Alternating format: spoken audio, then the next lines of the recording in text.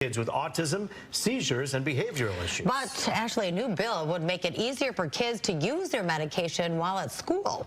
Fox 2's Brandon Hudson with more now from legislatures and the boy behind the bill. Jayden, what do you want to be when you grow up, man? Musician. Musician? What do you play? Guitar, piano. Like any 16-year-old, Jayden Carter has big dreams. But like 1 in 36 American children, Jayden struggles with autism. He and his mother reached a breaking point before Jayden turned 10. It got to a point to where he had over 127 times that the cops were over, 300 days of hospitalization at different facilities. And CPS was at a point to where they were going to force me to terminate my rights because they were worried he was going to hurt me. Out of options, Amy Carter says she turned to medical marijuana for her son.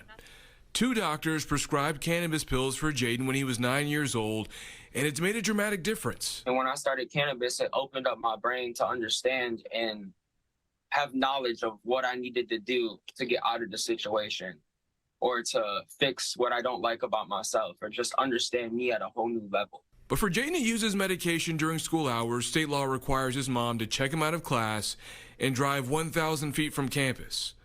A group of Michigan legislators want to change that law. I was a teacher for 7.5 years. It's really important that students feel that they are being treated equitably, that their medicine matters too, that they are, not having to miss class time. State Representatives Dylan Wagila and Jimmy Wilson introduced a House bill which would allow K-12 students to use pediatric medical marijuana on campus and place it where other student medications are kept.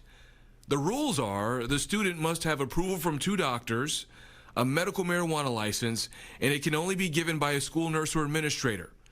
The bill does not include smoking marijuana. This isn't going to be some rampant thing where all the kids are now going to be bringing their medical marijuana into school. It's really only going to be those patients who have a license. Currently, 10 states and Washington, D.C. allow children to use medical marijuana at school for treatment. Amy Carter hopes Michigan will be next. If the bill passes, it will help 183 students and their families. I hope that when this does pass, that, people will feel a little bit more comfortable or curious, and that the success stories will start coming out. That House bill is in committee. The next step is to get testimony from supporters. Amy Carter says that she is optimistic that this bill can become law by the time her son graduates from high school. Brandon Hudson, Fox 2 News.